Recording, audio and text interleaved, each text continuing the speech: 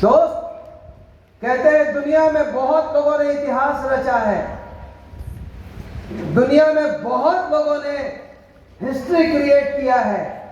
कोई क्रिकेट के फील्ड में, कोई एक्टिंग के फील्ड में, कोई बिजनेस की दुनिया में, कोई विद्यार्थी बन करके बहुत लोगों ने इतिहास रचा है। लेकिन इतिहास उसी ने रचा है जिसके अंदर हौसले लबालब भरे थे। यस और no? Yes sir. My dear friends, बिना हौसले के आप जैसे कितने लोग थे जिनको आमंत्रण मिला था आज के इस प्रोग्राम के लिए, लेकिन हौसले नहीं थे, वो हॉल में आ पाए क्या? लेकिन आप में वो हौसला था, वो जुनून था, आप में कुछ जानने की ललक थी, सीखने की एक भावना थी, और आप सभी लोग आज इस हॉल में उपस्थित हैं। एक बार फिर से मैं आप सभी लोगों को शुक्रिया अदा करना चाहता हूं, और मैं अगले 30 मिनट मैं अपने अनुभवों को आपके साथ कुछ साझा करना चाहता हूं। मैं अपने अनुभवों को आपके साथ बांटना चाहता हूं। मैं जानता हूं आपको कई लोग ऐसे हमारे मित्र हैं जो पहली बार इस तरह के प्रोग्राम को देखने के लिए आए हुए हैं। काफी हम लोगों के ऐसे साथी हैं जो पहली बार इस तरह के प्रोग्राम में आए हैं, और उनमें से कई लोगों को कुछ लोगों को बताया गया होगा बड़ा अच्छा प्रोग्राम होगा, बड़ा अच्छा माहौल होगा, गाना भी बजेगा, डीजे भी बजेगा, डांस भी होगा। कई लोगों को बताया होगा बहुत अच्छा करियर अपॉर्चुनिटी के बारे में जानने को मौका मिलेगा। कई लोगों को बताया होगा एक ऐसे सर आएंगे जो बहुत बड़ा काम कर चुके हैं, बहुत बड़ा नाम कर चुके हैं, बहुत पैसा कमा चुके हैं। आप में से अलग अलग लोगों को अलग अलग बातें बताई गई होगी। बट मेरे प्यारे भाई और प्यारी बहना, मैं आप सभी लोगों को बहुत क्रिस्टल क्लियर, एकदम साफ साफ शब्दों में मैं सारी चीजों को समझाना चाहता हूं, और मैं भरोसा दिलाता हूं आप सभी लोगों को कि जो मैं कहूंगा वो आपको पूरी तरह से चीजें समझ में आ जाएंगी। मैं बिल्कुल साधारण शब्दों में, आपके ही शब्दों में समझाऊंगा, क्योंकि आज जब आप वहां पर बैठे हुए हैं तो मुझे बीता हुआ 20 साल पहले वाला रणविजय नजर आ रहा है। मेरी घर की बहनें नजर आ रही है। जब मैं ड्यू शॉप में नहीं था, मेरी फैमिली जिस तरह की थी, मेरा परिवार जिस तरह का था, आज मेरे सामने उसी तरह के लोग, भाई और बहन मुझे नजर आ रहे हैं। तो यकीन मानिए, आपके जाने से पहले आपका कॉन्सेप्ट पूरी तरह से क्लियर करके ही यहां से भेजूंगा। फ्रेंड्स, एक कहते हैं ना, हो गई है पीर पर्वत सी, हो गई है पीर पर्वत सी, अब तो पिघलनी चाहिए। हो गई है पीर पर्वत सी, अब तो पिघलनी चाहिए। और आगे, हाँ, हो गई है पीर पर्वत सी, अब तो पिघलनी चाहिए, और उस हिमालय से एक और नई गंगा निकलनी चाहिए। तालियां बजाना, हंगामा खड़ा करना और यस सर बोलना हम लोगों का मकसद नहीं है। बहुत गाली दे रहे होंगे आप सरवन सर को।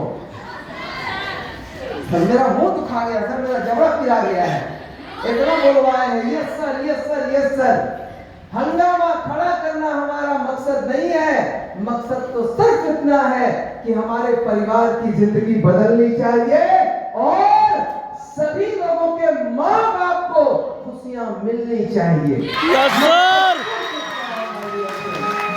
तो आपका ये दोस्त, आपका ये भाई जिसका नाम रणविजय, और मुझे नहीं पता मेरे माँ बाप ने क्या सोच के ये नाम रख दिया रणविजय। रण का मतलब युद्ध का क्षेत्र, विजय मतलब विजेता बनना, युद्ध के मैदान का विजेता, मतलब रणविजय।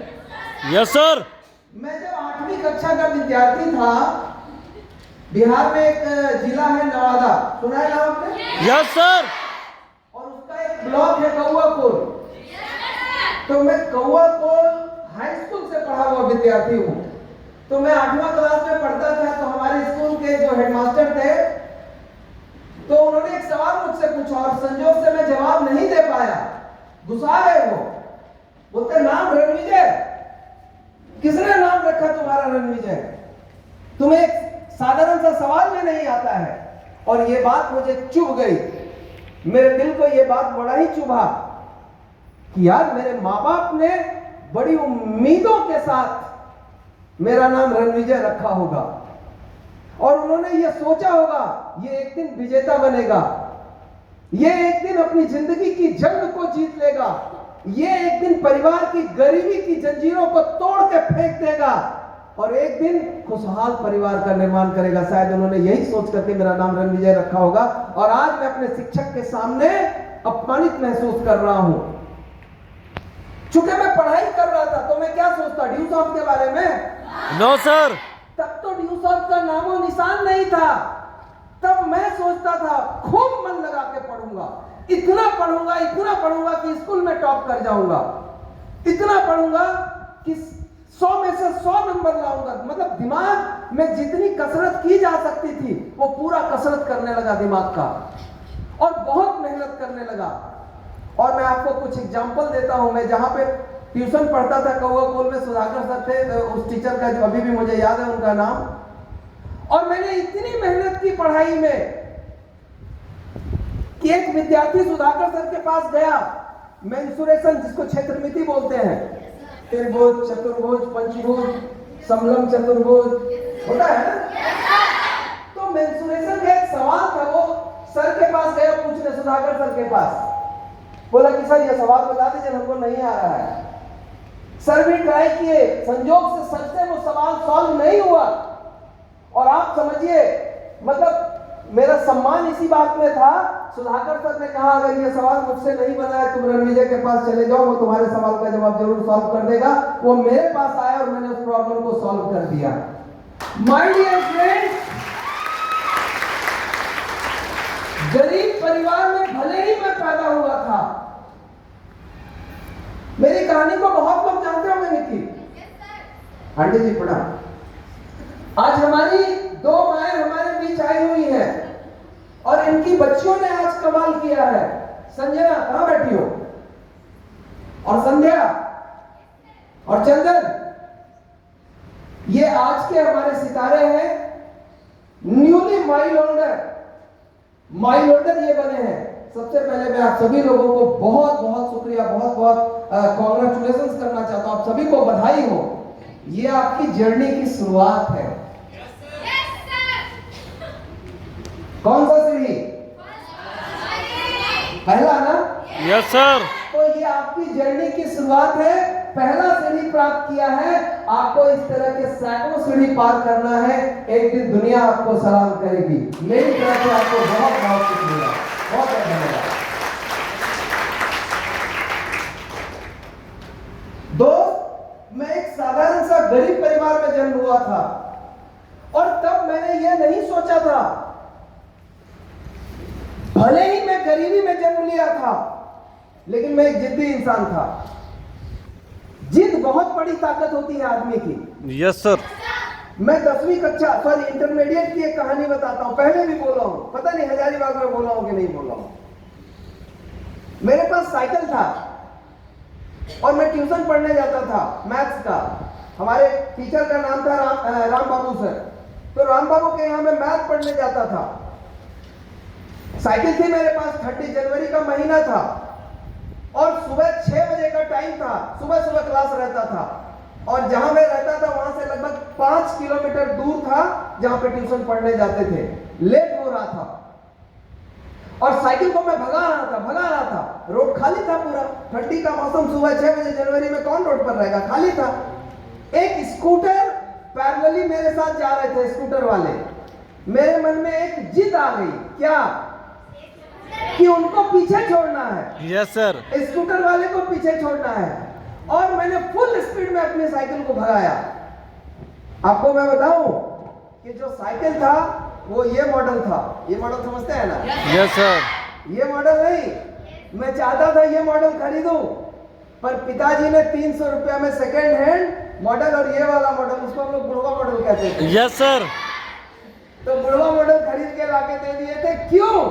बाप बड़ा ना भैया, सबसे बड़ा रुपया। बात पैसे की ही होती है। अगर मेरे पिताजी के पास ढेर सारे पैसे होते तो ये वाला मॉडल मिल जाता, लेकिन नहीं था। ये वाला मॉडल मिला और सेकेंड हैंड वो भी। खैर व्हाटएवर जो भी हो, हालात जैसे भी हो, पर हौसले कम नहीं होने चाहिए। मैं जिद के साथ भाग रहा था कि मुझे स्कूटर वाले को पीछे करना, और मैंने पीछे कर दिया। लेकिन पीछे तो कर दिया, अगले चौक पर कुछ लोग चाय पी रहे थे और मैंने वहां जाकर उनको ठोक दिया काम से। अब समझिए, एक व्यक्ति जिनको मैं, अब सोचिए स्कूटर को मैं बिट करके मैं उधर आगे बढ़ा था और इतनी जोर से उनको चोट लगी कि उनका एक दांत ऑन स्पॉट टूट गया, ब्लड आने लगा। लेकिन मैं क्या बोलूं, इतने परमात्मा आदमी थे वो, एक बूंद गुस्सा नहीं किया उन्होंने, एक बूंद गुस्सा नहीं किया। उन्होंने देखा विद्यार्थी है, पढ़ने लिखने वाला छात्र है, वो बोले कि बेटा ध्यान से चलाना चाहिए, माता पिता ने तुम लोगों को पढ़ने के लिए भेजा है, तुम लोग आए हो बाहर से, ठीक है जाओ ध्यान से पढ़ाई करो अपना। और गुस्सा तक नहीं किया। और उस दिन उस व्यक्ति से मैंने यह सीखा कि जिंदगी में कितना भी बड़ा कठिन परिस्थिति क्यों ना हो, गुस्से में इंसान को कभी नहीं आना चाहिए। Yes sir. तो वो मेरी जिद थी, वो मेरी जिद थी जिसकी वजह से मैंने स्कूटी वाले को भी पीछे बिट कर दिया। और जब मेरे हेडमास्टर साहब ने मुझसे कहा था नाम रणविजय और काम इसका सीधा उल्टा, मैंने खूब मेहनत करना शुरू किया और इतनी मेहनत की कि मेरे ट्यूशन वाले सर ने एक बच्चे से कहा अगर ये मैथ का सवाल का जवाब लेना है तो रणविजय के पास जाकर कर लो। और मैंने उस सवाल, मैंने इतनी मेहनत की, इतनी मेहनत की कि मैं उसको बड़े आराम से सॉल्व कर लेता था। अब मैं आपको बताऊं, जहां तक मैंने जिद की बात की है कि वो साइकिल वाला, और यही चीजें ड्यूसॉफ्ट में मुझे बहुत ज्यादा फायदा दिलाया। मैं जब पढ़ाई करता था तो मेरे अंदर जिद थी कि किसी भी कीमत पर मुझे नौकरी हासिल करनी है, मुझे नौकरी प्राप्त करना है। आईआईटी की तैयारी करता था। तो चूंकि बचपन से हिंदी मीडियम स्कूल का गांव में, आपको बताऊं मैं चौथी कक्षा तक स्कूल ही नहीं गया। हमारे गांव में गुरुजी रहते थे शंकर लाल, तो हमारे घर के सामने एक खलिहान था। खलिहान समझते हैं ना? Yes sir. तो वही खलिहान में गांव भर के बच्चों को पढ़ाते थे। तो हम घर से बोरा लेके जाते थे और उसी खलिहान में बैठ करके पढ़ते थे। ज्यादा गर्मी हो गई तो छुट्टी, बरसात हो गई तो छुट्टी। तो चौथी कक्षा तक उसी खलिहान से पढ़ा था। और उसके बाद पिताजी ने पढ़ाई के लिए मुझे जमुई भेजा था। फिर आगे की पढ़ाई जमुई से, फिर 8वीं कक्षा, 9वीं और 10वीं, ये 3 कक्षा की पढ़ाई कौवतोल से। और फिर जब मैट्रिक पास कर गया तो पिताजी ने पटना पढ़ने के लिए भेजा कि बेटा जाओ, तुझे इंजीनियर बनना है। वो कहते थे कि मैं इंजीनियर बनना चाहता था, पर तुम्हारे दादाजी ने मुझे पढ़ने से मना कर दिया। मेरे पिताजी 7वीं तक पढ़े थे, लेकिन वो इंजीनियर बनना चाहता था, नहीं बन पाए तो वो चाहते थे कि मैं बनूं। वो बोलते थे अगर कंपटीशन नहीं निकला तो तुझे डोनेशन से भेजेंगे। पर मैं बोलता था कि अगर मैं इंजीनियरिंग का एग्जाम नहीं निकाल पाया, इसका मतलब मुझ में इंजीनियर बनने की काबिलियत नहीं है और मैं इंजीनियर नहीं बनना चाहूंगा। और मैं जब आईआईटी का एग्जाम दिया तो मुश्किल से 5%, 100 में 5 नंबर का क्वेश्चन सॉल्व किया। मुझे समझ में आ गया कितनी भी तैयारी कर लूं नहीं होगा। अगले साल बीआईटी का एग्जाम दिया। अब पहले बिहार झारखंड एक ही हुआ करता था, बिहार इंजीनियरिंग कॉलेज, ये बिहार इंस्टीट्यूट ऑफ टेक्नोलॉजी। वो एग्जाम दिया, वो भी नहीं हुआ, छोड़ दिया, जनरल कंपटीशन में आ गया, रेलवे बैंकिंग एसएससी। और पहले ही बार में रेलवे का एग्जाम दिया, असिस्टेंट स्टेशन मास्टर एएसएम का एग्जाम होता है। रेलवे भर्ती बोर्ड पटना, रेलवे भर्ती बोर्ड मुजफ्फरपुर और रेलवे भर्ती बोर्ड जम्मू, और तीनों का रिटन एग्जामिनेशन निकाल लिया। लिखित परीक्षा और उसके बाद साइकोलॉजिकल टेस्ट। लिखित तीनों निकल गया, साइकोलॉजिकल टेस्ट में मैं फिर फेल कर गया। तीनों में से कोई मेरा एग्जाम फाइनल नहीं हुआ। उसके बाद SSC graduation level officer grade, CGL जिसको बोलते हैं ना हम लोग, पीटी लिखा, पास कर गया, मेंस लिखा, पास कर गया, इंटरव्यू में जाके फेल कर गया। और इसी दौरान ड्यूसॉफ्ट का किसी मेरे मित्र ने मुझे प्लान दिखा दिया। मेरे रूम पार्टनर थे अशोक जी, दिल्ली गए थे वो एग्जाम देने के लिए कंपनी सेक्रेटरी का। और वापस लौटे तो ड्यू सॉफ्ट लेकर के आए थे। उन्होंने ड्यू सॉफ्ट का प्लान बताया। मेरी पढ़ाई बहुत अच्छी जा रही थी, मुझे लगा मैं 2 साल और तैयारी कर लूं तो रेलवे, बैंकिंग, एसएससी कोई ना कोई एग्जाम तो फाइनली होगा, ऐसा मुझे लगता था। हालांकि कंपटीशन बहुत ज्यादा था। उन्होंने ड्यू सॉफ्ट का ऐसा प्लान दिखाया कि भूल गया सब कुछ, याद नहीं अब कुछ, पढ़ाई लिखाई सब भूल गया। यस और सर। डूब गया ड्यू सॉफ्ट में। लोग पूछते हैं क्या दिखा था तुझे, क्या देख लिया था कि तुमने एक झटके में 10 साल से नौकरी, 7 सालों से मैं पटना में रहकर नौकरी की तैयारी कर रहा था। 7 साल से नौकरी की तैयारी करने वाला विद्यार्थी अचानक से भूल भाल के और ड्यू सॉफ्ट में ज्वाइन कर जाता है। लेकिन मैं आपको बताऊं, जब मैंने ड्यू सॉफ्ट की शुरुआत की थी तो मैंने क्या देखा था। पटना में रहकर, चूंकि मैं जिस फैमिली और परिवार से हूं, मेरे पिताजी 3 भाई, कुल मिलाकर हम लोग 10 भाई बहन थे और मैं घर का सबसे बड़ा लड़का। और मैं आपको बताऊं, मेरे परिवार में मैं पहला लड़का था जिसने मैट्रिक की परीक्षा पास की थी। मेरे से पहले मेरे पिताजी, मेरे चाचा जी, मेरी बहन, बड़ी बहन, मेरे से एक सिर्फ बड़ी बहन थी, किसी ने मैट्रिक की परीक्षा पास नहीं की। घर का मैं बड़ा लड़का था और पूरे गांव का पहला ऐसा लड़का था जिसने मैट्रिक की परीक्षा पास की थी, क्योंकि मेरे गांव में पढ़ने लिखने वाले लोग ही नहीं थे। सारे लोग खेती किसानी करते थे। लोगों के हर घर के सामने एक गाय, 2 भैंस ये नजर आ जाता। किसी के पास 1 कट्ठा जमीन, किसी के पास 2 कट्ठा जमीन। किसी तरह से खेती बाड़ी, गाय गोरू करके अपना परिवार का भरण पोषण करते थे। तो पढ़ाई लिखाई का कोई माहौल नहीं था हमारे गांव में। मैं जब पहली बार मैट्रिक पास किया तो पूरे गांव वाले खुश थे कि ये लड़का कुछ करेगा, ये लड़का कुछ अच्छा करेगा। फिर रेलवे का जब परीक्षा पास किया, एसएससी का जब परीक्षा पास किया, तो घर वाले और गांव वाले का हौसला और मजबूत हुआ। ये लड़का, मैं बोलता था कुछ करेगा, अच्छा करेगा, बड़ा करेगा। लेकिन जब मैं सब छोड़ छाड़ करके ड्यू सॉफ्ट ज्वाइन कर गया तो पूरे परिवार वालों को और घर वालों की उम्मीदें टूट गई। सारे लोग निराश हो गए। पिताजी मुझे कहते थे कि बेटा ये सब 3 तसिया वाला खेल है, इस सब काम में मत फंसो, ये सब फालतू काम है, तुम अभी बच्चा हो, तुमको नहीं मालूम है, ये सब जो काम है ना, खेत बेच के पैसा लौटाना पड़ जाएगा। आप लोगों को भी कोई बोलते होंगे by the way. Yes sir. मेरे पिताजी मुझे समझाए कि ये सब बेकार काम है, ये सब मत किया करो, पढ़ाई लिखाई के लिए भेजे हैं, पढ़ाई लिखाई पर ध्यान दो। और बाबूजी कहते थे इतना अच्छा तो पढ़ने में है बेटा तुम, देखो रेलवे निकाल लिया पहला बार में, एसएससी निकाल लिया तुम, पीटी मेंस पहला बार में, 1 साल मेहनत करो तो एकदम फाइनल है, तुमको कोई नहीं रोक सकता है। और तुम अच्छा कर गए तो तुम्हारे जितने भाई बहन है ना, तुमको देख करके अच्छा कर जाएंगे। माय डियर फ्रेंड्स, पिताजी ने बहुत समझाया कि ये सब मत करो, पढ़ाई लिखाई पर अपना ध्यान दो। पर जब मैंने ड्यू सॉफ्ट का प्लान देखा था तो मुझे एक चीज समझ में आई थी कि आने वाला कल जो है वो कंप्यूटर का होने वाला है। जो लोग कंप्यूटर के साथ रहेंगे उनका करियर उज्जवल होगा, उनका भविष्य उज्जवल होगा, उनका आने वाला कल बेहतर होगा।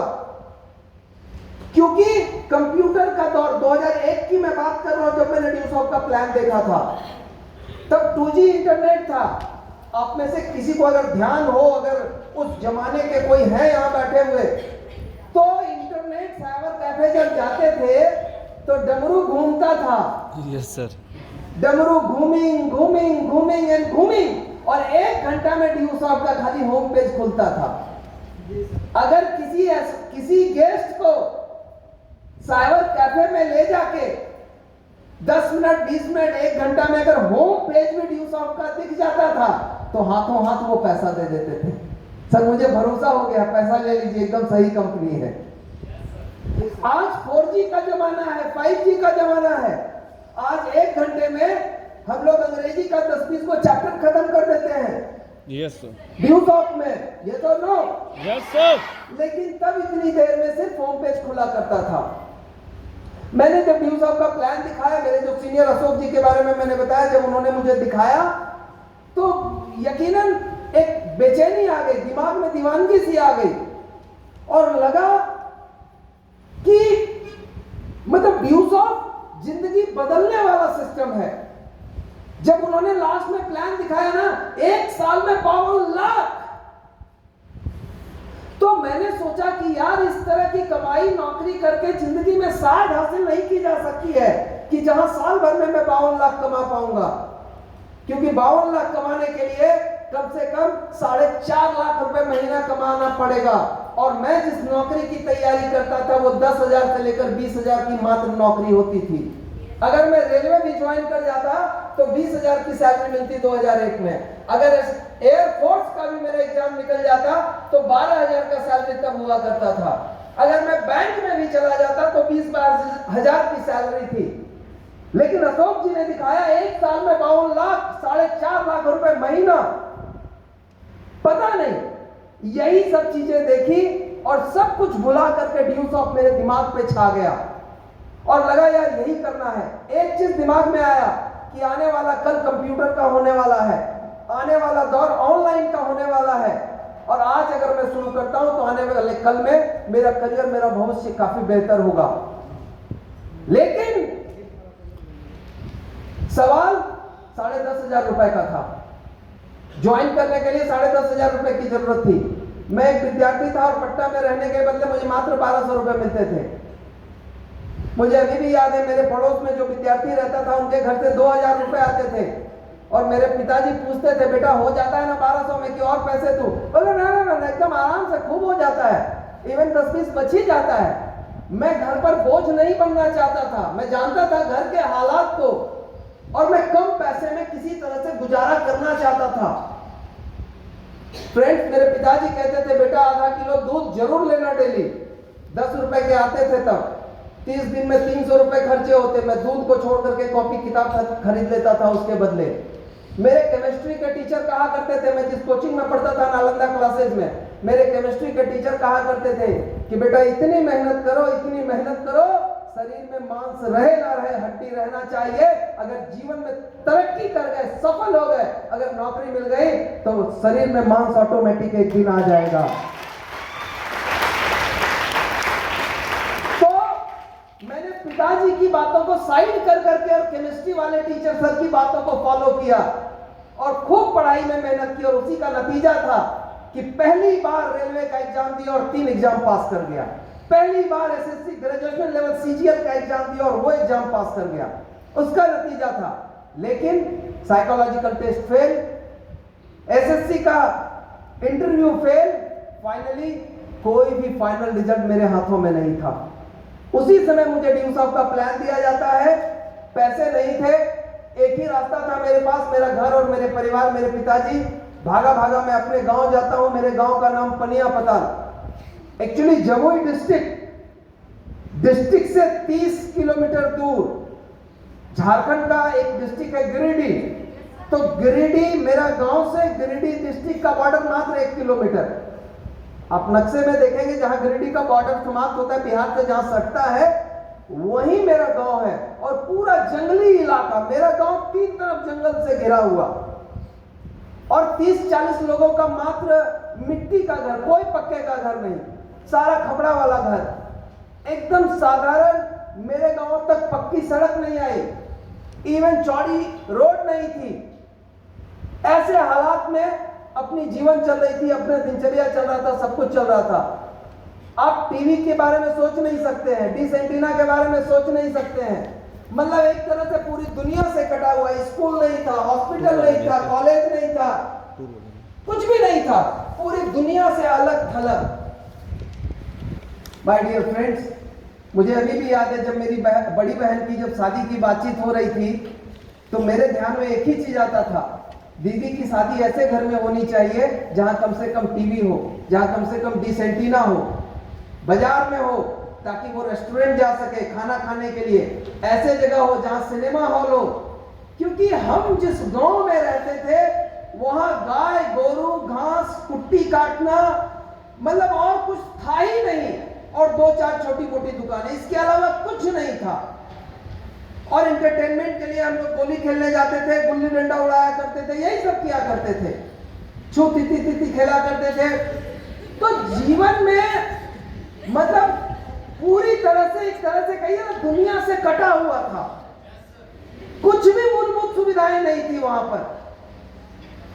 आज कई लोग, जब कई लोगों से मिलता हूं तो लोग कहते हैं सर आप तो अच्छे परिवार से लगते हैं, सर आप किसी बड़े, आपका रिश्ता लग रहा है किसी बड़े शहर से रहा होगा। अभी 10 दिन पहले की बात है, 7 दिन पहले की बात है, पिछला रविवार को जसपुर में सेमिनार था छत्तीसगढ़ में, वहां से लौट रहा था और ट्रेन में सेकेंड एसी में एक ज्वाइंट डायरेक्टर थे, हजारीबाग में वो पोस्टेड थे, कोऑपरेटिव में ज्वाइंट डायरेक्टर मतलब आईएएस रैंक के ऑफिसर थे वो। तो उनके साथ बैठ करके हम लोग आ रहे थे, बातचीत करके, उनको हजारीबाग उतरना था, मुझे पटना आना था। तो बातचीत करके ऑब्वियसली बातचीत व्यूज ऑफ तो आपकी पर्सनालिटी को इतना बढ़ा देता है कि सामने वाले को लगेगा कि आप आईएएस से कम नहीं है, ये सर नो यस सर। तो उनको लगा कि किसी बड़े पद पर होंगे ये, तो उन्होंने मुझसे पूछा, तो मैंने अपने बारे में बताया कि नहीं मैं गवर्नमेंट जॉब में नहीं हूँ, मैं बिजनेस में हूँ, मैं डायरेक्ट सेलिंग इंडस्ट्री में हूँ। तो बोले ये क्या होता है, मैंने उनको समझाया सारा सिस्टम, बोला वेरी गुड। फिर उन्होंने पूछा आपकी स्कूलिंग कहां से हुई है, फिर मैंने उनको बताया कि सर मेरी स्कूलिंग की जो शुरुआत हुई है, मेरे गांव में कोई स्कूल नहीं था और मैं, मेरे घर के सामने खलिहान था और बोरा लेकर के जाता था और खलिहान में बैठ करके गुरुजी थे वो पढ़ाया करते थे। और उनसे बातचीत के दौरान ये आ रहा है कि सर आज तक ये किस्सा मैंने अपने बच्चों से भी शेयर नहीं किया है, अब मैं घर जाऊंगा तो अपने बच्चों को ये कहानी सुनाऊंगा कि तुम्हारा बाप बचपन में कहां से पढ़ाई कर करके और कहां से निकला है। आज मेरे 2 लड़के हैं, अगर दोनों बेटा की मैं बात करूं, बड़ा लड़का संत माइकल हाई स्कूल पटना में पढ़ता है, जो पूरे बिहार और पूरे झारखंड का सबसे टॉप मोस्ट स्कूल है माय डियर फ्रेंड्स। बाप भले ही बोरा वाला स्कूल में पढ़ा हो, पर बेटा बिहार का सबसे नंबर 1 स्कूल में पढ़ रहा है। अगर इसका क्रेडिट किसी को जाता है तो सिर्फ और सिर्फ ड्यूसॉफ्ट को जाता है माय डियर फ्रेंड्स। मैं खुले और कहना चाहता हूं, मेरा दूसरा लड़का जो कि 8वीं कक्षा में पढ़ता है, वो लोयला हाई स्कूल में पढ़ता है पटना में, और माइकल के बाद जो सेकंड बेस्ट स्कूल है वो लोयला का ही नाम आता है। सो माय डियर फ्रेंड्स, मेरी जर्नी चाहे जैसी भी रही हो, ड्यूसॉफ्ट आपकी जिंदगी की शुरुआत चाहे कैसे भी परिवार से क्यों ना हुई हो। मुझे अभी भी याद है बचपन में जिस घर में रहता था तो खपड़ा वाला घर था, और खपड़ा वाला घर में पानी चूना कॉमन बात है, कोई नई बात है क्या? नो सर, कॉमन बात है। तो टिप टिप बरसा पानी अक्सर हुआ करता था, ये कॉमन सी बात है। और मतलब आज की अगर मैं बात करूं तो पटना में अपने पास अपना घर है, दिल्ली में अपने पास घर है, हैदराबाद में अपने पास अपना घर है। मतलब आज जब सोचता हूं 20 साल पहले जाकर के और आज के हालात को, तो नजर एक ही चीज आता है, सिंपल सा चीज नजर आता है कि यार पढ़ाई लिखाई चाहे मैं कितनी भी कर लेता, आज जिस मुकाम पे ड्यूसॉफ्ट ने हमें पहुंचाया है, पढ़ लिख करके मैं उस मुकाम पे कभी नहीं पहुंच पाता। ये मैं खुद से महसूस करता हूं। मेरे गार्जियन कहा करते थे बेटा ये 3 का खेल है, ये सब काम मत करो। कब कहते थे? जब मैंने पैसा मांगने के लिए पिताजी के पास गया था, 10,500 का सवाल था, पैसे नहीं थे मेरे पास, कहां से आता? 1200 रुपए महीने मिलते थे, अगर 1 साल तक पैसे जमा करता तो 10,500 रुपए जमा हो पाता, और साल भर मैं हवा पी के रहता तो शायद कर पाता ऐसा। पैसे नहीं थे, भागा गांव, पिताजी के पास गया, ड्यूसॉफ्ट बताने का प्रयास किया, तो उन्होंने कहा ये सब नहीं चलता है। उन्होंने 2-4 वो कंपनी का नाम बता दिया, जेवीजी, हेलियस, ये सब सहारा जैसी कंपनियां हुआ करती थी जो बंद हो गई थी। तो वो बोलते थे कि ये सब कंपनी नहीं चलता है, ये देखो तुम अभी बच्चे हो, तुमने दुनिया नहीं देखी है। क्योंकि तब इंटरमीडिएट में मैं पढ़ा करता था, और इंटरमीडिएट मतलब कितना, 16 साल 17 साल का उम्र का लड़का, तो उन्होंने कहा दुनिया नहीं देखी है बच्चे तूने अभी, पढ़ाई पर ध्यान दो, इन सब चीजों पर ध्यान मत दो, ये सब बेकार की चीजें हैं। बट फ्रेंड्स, मुझे यही लगता था कि कंप्यूटर का आने वाला कल, आने वाला भविष्य बहुत ही उज्जवल है और इसमें बड़ा भविष्य है, बड़ा करियर है, नौकरी में कंपटीशन बहुत है और यहां अगर मैं कर गया तो शायद मैं बहुत तेजी से आगे निकल जाऊंगा। पिताजी को समझाने का प्रयास किया, नहीं समझे, बहुत तीखी बहस हुई। बहुत बहस होने के बाद उन्होंने एक सवाल मुझसे पूछा कि बेटा एक सवाल का जवाब दे दो कि अगर ये 10,500 डूब गया तो, और मां सरस्वती की कृपा उस समय मेरे ऊपर सवार हो गई और मैं भी तबाक से जवाब दिया। उन्होंने कहा 10,500 डूब गया तो, मैंने कहा 52 लाख आ गया तो। मैंने बोला पिताजी 10,500 डूब जाए तो ना आपको हार्ट अटैक आएगा ना मुझे हार्ट अटैक आएगा, लेकिन अगर 52 लाख डूब गया तो आपका तो नहीं पता, लेकिन मुझे जरूर हार्ट अटैक आ जाएगा क्योंकि 52 लाख का सहन मैं बर्दाश्त नहीं कर सकता हूं। पिताजी ने कहा बेटा सुख सुख बोलो, सुख सुख बोलो, तुमसे बढ़कर मेरे लिए 10,500 नहीं है, मैं तुम्हें 10,500 देने के लिए तैयार हूं। मैं खुश हो गया कि वाह मेरी जीत हुई, मैंने पिताजी को हरा दिया, अब मैं ड्यूसॉफ्ट ज्वाइन कर पाऊंगा। मेरी प्यारी बहना और मेरे प्यारे भाई, हमारे माता पिता जब हमें समझाते हैं ना कि ये सब बेकार काम है, ये सब तिनतसिया वाला काम है, तो हम लोग गुस्सा जाते हैं। आपको समझ में आता है, पढ़े लिखे आप हैं, बुड़बक टाइप का बात कर रहे हैं, जानते हैं क्या होता है ड्यूसॉफ्ट। कृपया हम ऐसा बात ना करें अपने गार्जियन से। हमारे गार्जियन हमारे दुश्मन नहीं है, वो हमारे हितैषी है, वो मेरा भला चाहते हैं। वो नहीं, एक्चुअली हकीकत यही है कि उन्हें इस बात का ज्ञान नहीं है, उन्हें नॉलेज नहीं है। उन्होंने आंखों के सामने सैकड़ों कंपनियों को बंद होते हुए देखा है, ये सब नो, यस सर।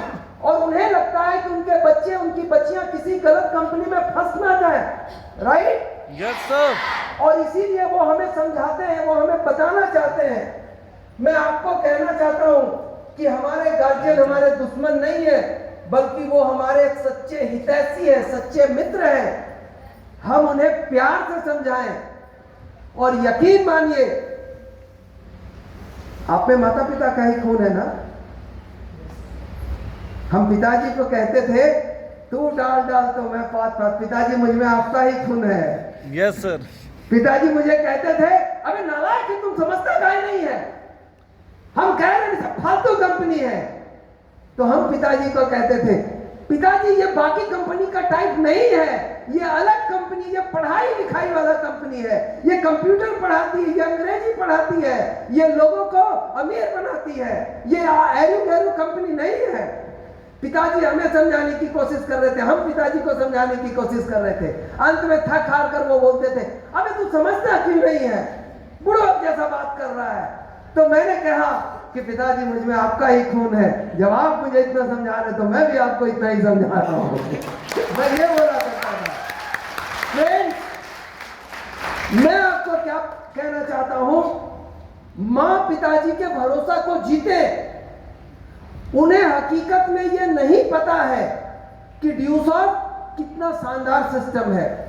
तरीका क्या बनता है उनको बताने का, या तो इस तरह के प्रोग्राम में उनको लेकर के आ जाए, यस और नो, या किसी सर का समय लेकर के उनसे मिलवा दें, किसी सर लोगों का समय लेकर के उनसे मिलवा दें तो उनको भरोसा हो जाएगा, या इस तरह के प्रोग्राम में लेकर के आप लेकर के आ जाए तो उनको भरोसा हो जाए।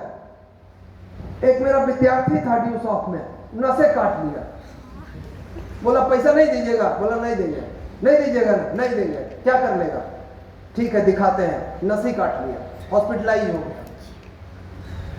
इस तरह की गलती, मेरा अनुरोध होगा इस तरह की गलती ना करें। माय डियर फ्रेंड्स, यकीनन 25 साल पूरे कर चुकी है ड्यूसॉफ्ट और आगे 2500 साल भी पूरे करेगी, ऐसा मेरा भरोसा कहता है, मेरा भरोसा कहता है। और मैं क्यों इतना कॉन्फिडेंट हूं, मैं इतना क्यों कॉन्फिडेंट हूं, क्योंकि ये एक विद्यालय है, ये एक स्कूल है, ये शिक्षा का मंदिर है। और दोस्त, स्कूल कभी बंद नहीं हुआ करते, कॉलेज कभी बंद हुआ नहीं करते, और ये शिक्षा का मंदिर है। अंतर सिर्फ इतना है कि ये ऑनलाइन स्कूल है। यस और नो? Yes sir.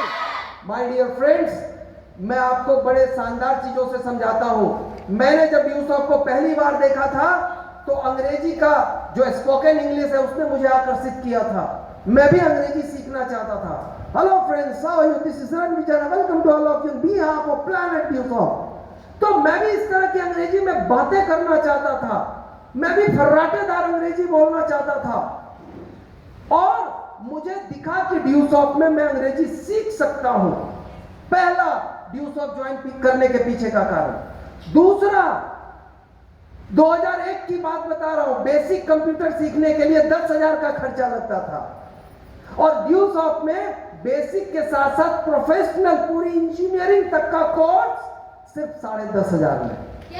तो मैंने सोचा 10,000 में बेसिक कंप्यूटर क्यों सीखूं, क्यों ना मैं पूरा का पूरा कंप्यूटर 10,500 में सीख लूं। और मैंने ये सोच करके मैंने अंग्रेजी देखी, मैंने कंप्यूटर देखा, और ये देख करके, ये दो एजुकेशन को देख करके मैंने ड्यूसॉफ्ट को ज्वाइन किया था। आज अगर मैं आपसे बात करूं तो 200 से ज्यादा कोर्स ड्यूसॉफ्ट दे रही है। मैंने अभी अपने बेटे के बारे में बात किया ना, संत माइकल हाई स्कूल का विद्यार्थी है, और वो हर साल ऑलमोस्ट अपने स्कूल का टॉपर रहता है वो, और उसमें ड्यूसॉफ्ट का बहुत बड़ा रोल है।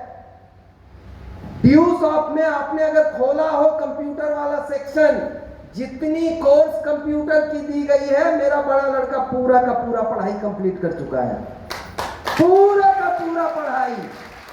एक दिन मैंने अपने बेटा से पूछा कि बेटा, जो तुम पढ़ाई कंप्लीट की हो ड्यूसॉफ्ट से, जैसे C plus plus, C hash, Java, ASP, Bluetooth, cold fusion, app development program, कोई भी एप्लीकेशन कैसे बनाते हैं, वेबसाइट बिल्डिंग प्रोग्राम, कोई वेबसाइट कैसे बनाते हैं, सब सीख चुका है वो। ऐप भी बना लेता है वो, वेबसाइट भी बना लेता है वो, और सारी पढ़ाई उन्होंने ड्यूसॉफ्ट से की है। मैंने उसे पूछा कि बेटा, अगर यही पढ़ाई किसी कोचिंग इंस्टीट्यूट में जाकर पढ़ना पड़ता तो कितना खर्चा लगता? बोला, पापा एक दिन का टाइम दीजिए। गूगल पे बैठ के एक एक कोर्स का नाम निकाला, रेट निकाला, अगला दिन मुझे जवाब दिया 7.5 लाख रुपए।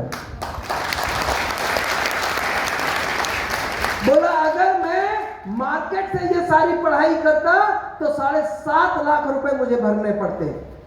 लेकिन फ्रेंड्स, मैंने सिर्फ एक बार 10,500 रुपए भरा, जिसके एवज में मैंने अंग्रेजी सीखी, मैंने कंप्यूटर सीखा, और मेरी जब शादी हुई, मेरी पत्नी जब आई, उन्होंने भी अंग्रेजी सीखी।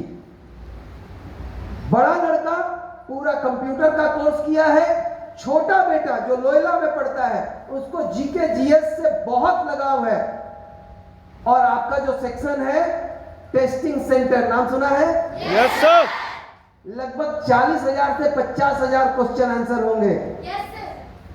मेरा छोटा लड़का हर दिन 1 से 20 क्वेश्चन डेली पढ़ाई करता है, और वो बोलता है, पापा ये सवाल मैंने पढ़ लिया, आप पूछिए मुझसे। वो अपना किताब कोर्स का भी पढ़ेगा ना, पापा पूछिए ना मुझसे, पापा पूछिए ना मुझसे। उसको ये पूछवाने में बड़ा अच्छा लगता है। तो हर दिन ड्यूसॉफ्ट का एक सेट कंप्लीट करेगा, और पूछिए इसका फायदा क्या हुआ टेस्टिंग सेंटर का, मैं बताता हूं। जब लोयला हाई स्कूल में क्विज कंपटीशन हुआ है, QUIZ क्विज, तब 99% केस में मेरा बेटा छोटा लड़का अर्चित ही टॉपर हुआ है, और वो अवार्ड लेकर के आया है। ये फायदा है, ये बेनिफिट्स है। मैं आपसे पूछता हूं निक्की, व्हाट्सएप पर कौन पढ़ाता है आज के डेट में? कोई नहीं पढ़ाता, राइट? लेकिन आप सुबह सुबह नींद से जागते हैं और व्हाट्सएप खोलते हैं, और आपके पास 3 एजुकेशन का, आपके पास 3 गो व्हाट्सएप पहुंच जाता है। यस और नो? Yes sir. सोच के देखिए, नया तरीका, ये 21वीं शताब्दी है, इनोवेटिव जमाना है, और नए जमाने में ड्यूसॉफ्ट नए तरीके से लोगों को सिखा रही है। मैं आप सभी लोगों को चैलेंज देकर के कहता हूं, सिर्फ 5 मिनट का समय लगेगा तीनों स्लाइड को पढ़ने में। अगर प्रतिदिन 5 मिनट का समय दे दीजिए और तीनों स्लाइड पढ़ लीजिए। आपसे साल भर के बाद मिलूंगा। आप जिस भी गांव में रहते हैं, सबसे ज्ञानी व्यक्ति में अगर आपका नाम नहीं आया तो मोछ मुड़ा लूंगा।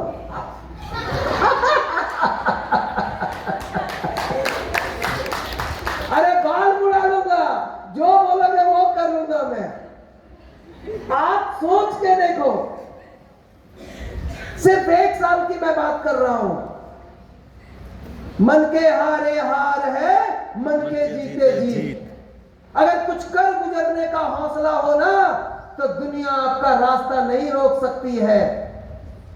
लाख गरीब परिवार में जन्म लिया था मैंने। मैं भी सोच सकता था, काश अमीर घर में पैदा हुआ होता तो मैं भी IIT कंप्लीट कर जाता। काश मैं भी सोचा करता था कि काश मैं अमीर घर में पैदा होता, अंग्रेजी मीडियम स्कूल में पढ़ता तो मैं भी मेडिकल का कंपटीशन नीट निकाल लेता। माय डियर फ्रेंड्स, मैं आपसे पूछता हूं, क्या अमीर घर में पैदा होने वाले सारे लोग सफल हो जाते हैं? No sir. पैसों से लोग सफल नहीं होते हैं, सुविधाओं से लोग सफल नहीं होते हैं, हौसलों से लोग सफल होते हैं। मैं आपसे पूछता हूं, दशरथ मांझी का नाम सुना है? Yes sir. कितना पढ़े लिखे थे वो? अंगूठा छाप, उनके नाम का सिनेमा बन गया। Yes sir. वो आप सोचिए, राष्ट्रपति अवार्ड मिल गया उनको। पूरी दुनिया उनके नाम को जानने लगी।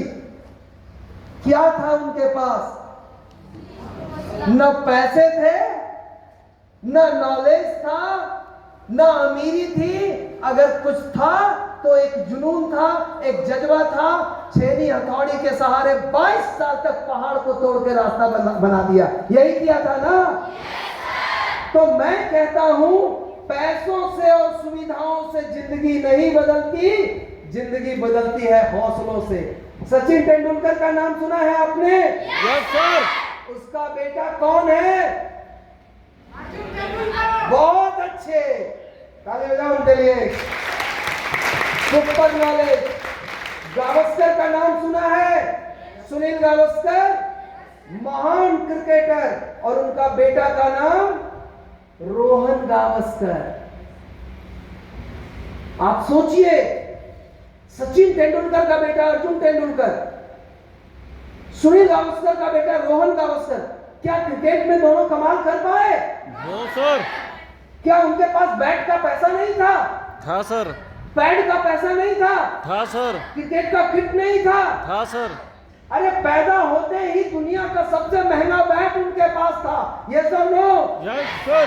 पैदा होते ही दुनिया का सबसे महान क्रिकेट ट्रेनर सचिन तेंदुलकर उसके पास था।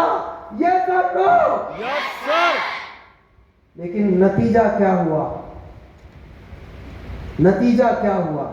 हम परेशान ना हो, हम में से कई लोग परेशान हो जाते हैं। सर, गरीबी बहुत बेकार चीज है, मैं जानता हूं। इसको कमजोरी मत बनाओ, इसको हथियार बनाओ। गरीबी क्या होती है मैं जानता हूं।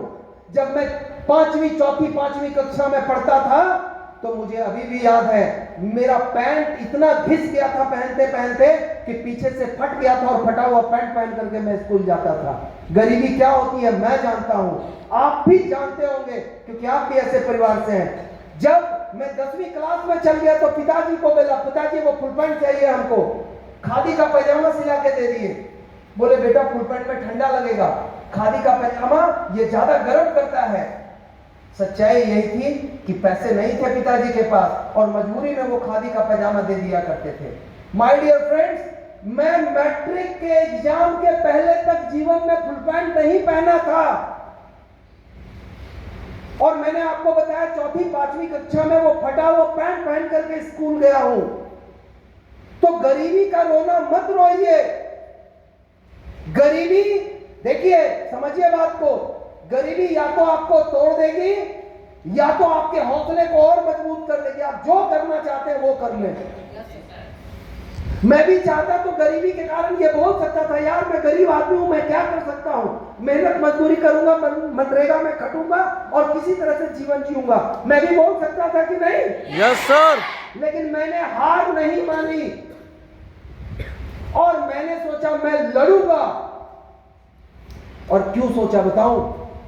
मैंने अपनी मां बाप का चेहरा देखा। दुनिया में हमारे लिए सबसे इंपॉर्टेंट अगर कोई है, मेरे लिए कोई भगवान है, तो वो है मेरे माता पिता।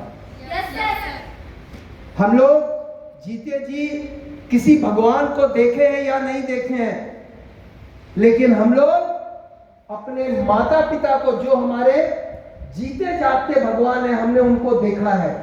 हर दिन हम लोग देखते हैं। अगर वो नहीं होते तो हम लोग इस धरती पे होते क्या? और मेरे जीवन का लक्ष्य था कि मैं माता पिता के कदमों में सारा जहान स्वर्ग ला करके रख दूंगा। ये मेरी जिद थी और आप मेरे जिद से परिचित हैं। बचपन में वो कब दांत तोड़ दिया था, याद है ना? आप मेरी जिद से परिचित हैं और मेरी जिद थी कि माता पिता के चरणों में स्वर्ग ला करके रख दूंगा, दुनिया जहान की चीजें ला करके रख दूंगा, जितनी मेहनत करनी पड़े करूंगा, लेकिन उनके अरमानों को पूरे करूंगा, उनके ख्वाबों को पूरा करूंगा। क्योंकि मैं छुप छुप के अपने माता पिता की आंखों में मैं देखा करता था कि क्या सोचते हैं वो मेरे बारे में, क्या सोचते हैं वो। अगर आपने कभी गौर किया हो, छुप के कभी माँ बाप के चेहरों को देखा, उनकी भावनाओं को अगर जानने की कोशिश की हो, तो आपने भी ये महसूस किया होगा। और अगर नहीं महसूस किया अभी तक, तो मैं आपसे अनुरोध करता हूं कि एक बार अपने माता पिता की छुपी हुई भावनाओं को पढ़ने की कोशिश करना। अगर आपके बगल में नरेंद्र मोदी खड़ा हो जाए ना, और एक तरफ आप, हर बार आपके नेता आप ही को चुनेंगे, you are the best, you are the best, you are the best, you are the best, मेरा प्यारा राज दुलारा, अगर सबसे महान कोई है तो मेरा बेटा है। चल हट नरेंद्र मोदी, ये सब लो। Yes sir. मैं लड़कियों से कहना चाहता हूं, आपके बगल में अगर ऐश्वर्या राय, आलिया भट्ट, कियारा आडवाणी, किसी को खड़ा कर दिया जाए, लेकिन आपके माँ बाप हर बार आपके ही हाथ को चूमेंगे, आपके ही दामन को थामेंगे और वो ये कहेंगे कि यही राज दुलारी है, यही सबसे प्यारी है। माय डियर फ्रेंड्स, पढ़ना चाहे तो पढ़ो अपने माँ बाप की आंखों में।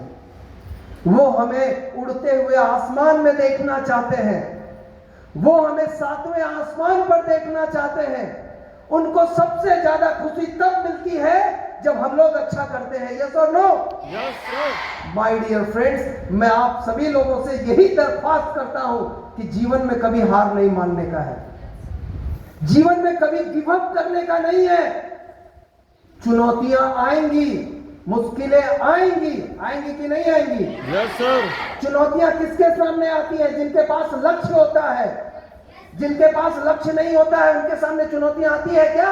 No sir. तो चुनौतियां आएंगी, हिम्मत को तोड़ने का प्रयास करेगा, लेकिन वो याद है ना, शिकारी आएगा, जाल बिछाएगा, दाना डालेगा, पर लोभ से उसमें, याद है ना लाइन? तो यही लाइन याद रखना, मेरी लाइन जीवन में। चुनौतियां आएंगी, गरीबी डराएगी, ये आपको दूर भगाएगी, लेकिन इनसे डरने का नहीं है, गिव अप करने का नहीं है, बोलने का तू डाल तो मैं बात मैं तुझसे लड़ूंगा, मैं तेरे से फाइट करूंगा। 13-14 साल का लड़का सचिन तेंदुलकर जब पहली बार क्रिकेट खेलने इंटरनेशनल क्रिकेट में उतरा, आपको याद हो, दुनिया का सबसे तेज गेंदबाज वकार यूनुस, वसीम अकरम, पाकिस्तान के खिलाफ वो मैच खेल रहा था, 14 साल का लड़का, और बगल में सिद्धू था दूसरे छोर पर।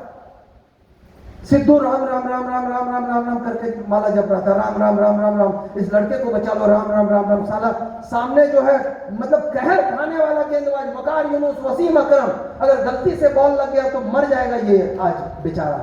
और एक बॉल आई, वकार यूनुस को नाक में छक से लगा और खून की धार बहने लगी। ओह, लड़का गिर पड़ा।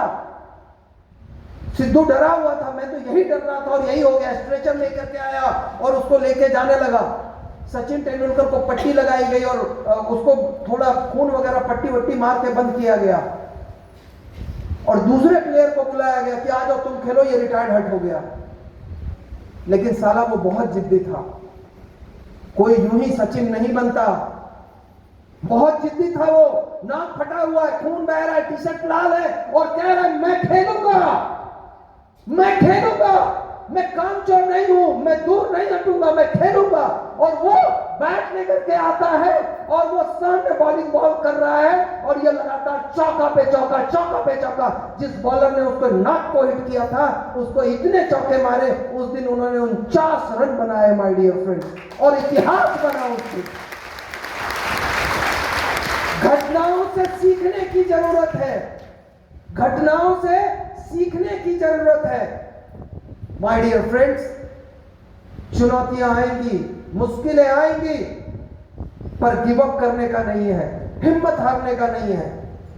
यकीन मानिए एक लिमिट तक ही मुश्किलें डराती है आपको, उसके बाद वो पीछे हट के साइड हो जाती है। मानते हैं ना इस बात को आप? Yes sir.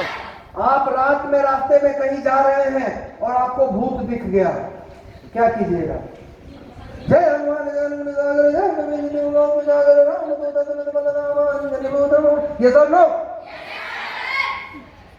एक बात याद रखिए, अगर आप डर गए तो वो भूत बहुत डराएगी आपको। Yes sir. अगर आप डर गए तो बहुत डराएगी, लेकिन यकीन मानिए एक बार अगर आप हिम्मत कर गए तो यकीन थोड़े देर के बाद आप पाएंगे कि वो अपना रास्ता चेंज कर लिया और आपका रास्ता साफ है और आप आराम से आगे जा सकते हैं। यही होता है जीवन में, जब चुनौतियां आती है, मुश्किलें आती है, तो जीवन में यही होता है। मुश्किलें आएंगी, चुनौतियां आएंगी, डर आएगा, डराएगा, लेकिन अगर मुश्किल के दौर में खड़े रह गए ना तो फिर इस दुनिया में सिर्फ आपकी जय जयकार होगी, सिर्फ आपकी जय जयकार होगी, ये यकीन मानिए। चाहे अमीर हो या गरीब, पैदा सारे लोग एक जैसे होते हैं। कोई कपड़ा पहन के पैदा होता है क्या? कोई हीरा चांदी के साथ पैदा होता है क्या? सारे लोग एक जैसे पैदा होते हैं। दुनिया में चाहे कोई गरीब हो या अमीर, पैदा सभी लोग एक जैसे होते हैं। लेकिन मैं आपसे एक सवाल पूछता हूं, क्या मरते सारे लोग एक जैसे हैं? ये अंतर क्यों? ये अंतर क्यों? अगर पैदा सारे लोग एक जैसे होते हैं तो मरते एक जैसे क्यों नहीं है? माय डियर फ्रेंड्स, पैदा होना आपके हाथ में नहीं है।